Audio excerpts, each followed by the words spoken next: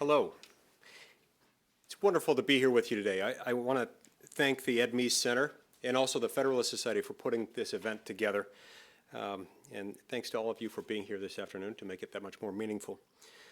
First of all, I'm very proud to be here joining my friend Chuck Grassley, the chairman of the Senate Judiciary Committee, on which I serve, as well as Tom Marino and Orrin Hatch, without whose leadership and work on the House and Senate Judiciary Committees, including also my friend Chairman Bob Goodlatte, without whom this bill, the Separation of Powers Restoration Act, would not be possible. This is a big step. I'm also proud to be standing with my good friend, Congressman John Radcliffe, with whom I joined last month to form the Article 1 Project.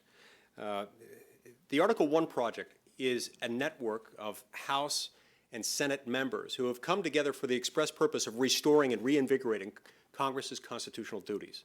You see, because my copy of the Constitution and John Radcliffe's says in the very first operative provision, the very first clause of the first section of the first article says that all legislative powers herein granted shall be vested in a Congress, which shall consist of a Senate and a House of Representatives. We've deviated from that substantially over the years, and it's time to turn back the clock. It's time to turn back to the text of the Constitution, which is in fact what we swore an oath to uphold. All 10 members of the Article 1 Project, or A1P as we sometimes call it, are original co-sponsors of this same piece of legislation. At a time when our political system here in Washington, D.C. is held in such low regard by so many Americans of all political stripes, and by the way, by low regard, I mean really low. We're talking like 7%, which makes us slightly less popular than Raul Castro is in America, and only slightly more popular than the influenza virus, which is rapidly gaining on us. But in light of this, in light of the low regard in which we're held by people at every end of the political spectrum, it may sound bizarre to talk about the need to reinvigorate Congress, to re-empower Congress, one of the most distrusted institutions in the entire country. But the very premise of A1P is itself this fact that the systematic dysfunction within our federal government is, in fact, the result of a legislative branch that is not too strong, but is instead too weak.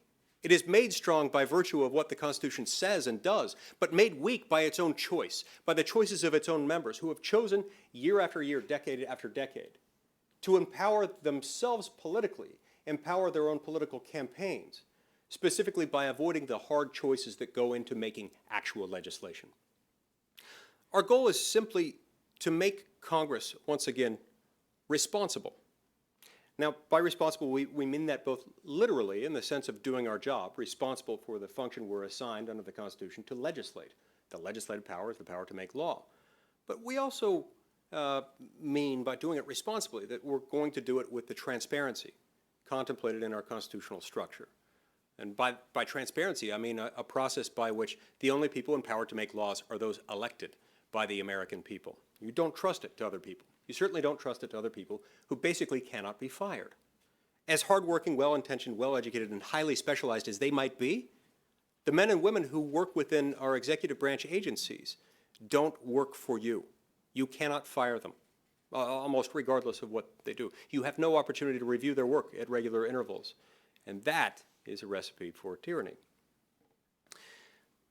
Over the course of the 20th century, and actually accelerating into the 21st century, Congress has handed too many of its constitutional responsibilities, lock, stock, and barrel, over to the executive branch, creating a headless fourth branch of the federal government, untethered from any clear lines of accountability, connecting policy and policy making with the people.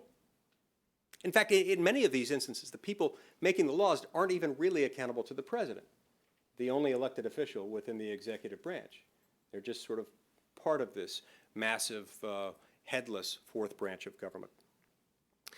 This kind of upending of our constitutional system has led not only to bad policy, but also to deep and very legitimate public distrust of our governing institutions. Although Congress bears primary responsibility for this dismal state of affairs, The other two branches are also partly to blame. They have also played their own role in it. They've deepened the conflict. They've deepened the constitutional injury. In particular, the Supreme Court's decision in Chevron versus NRDC, the so-called Chevron deference doctrine, has helped to midwife this shadowy fourth branch by requiring courts, under certain circumstances, to surrender their Article III constitutional power of judicial review to executive agencies. So here you've got two branches of government, both pointing to the executive branch, or better said, to this sort of fourth branch that lies within the executive branch. You've got Congress saying, you shall make law in area X. Make sure it's good law, and that's about all we're going to tell you.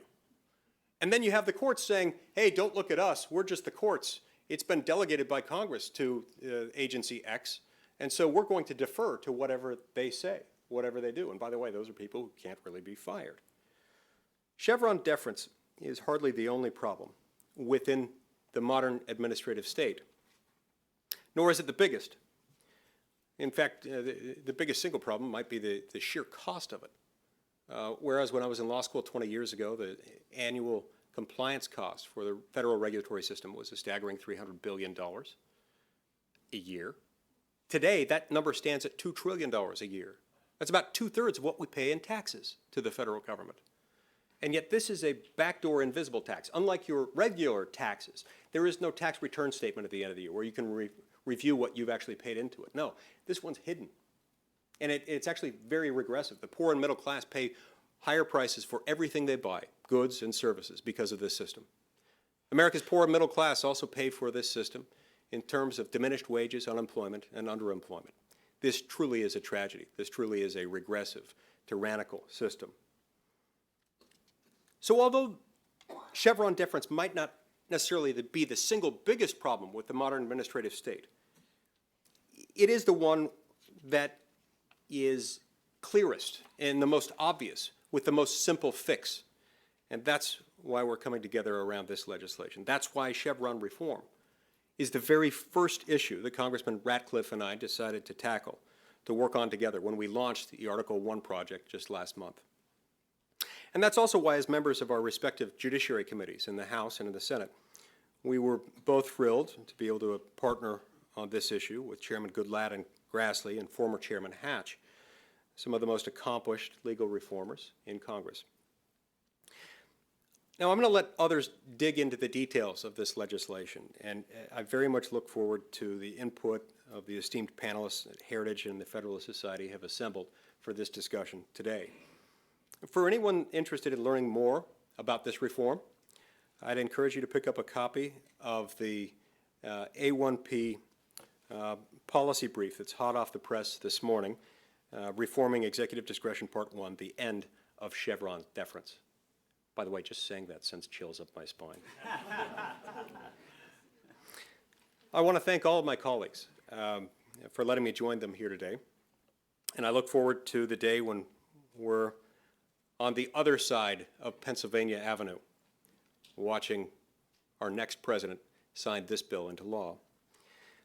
It's now my privilege to hand the podium over to my friend and my partner in the Article I project, Congressman John Ratcliffe of Texas. Thank you very much.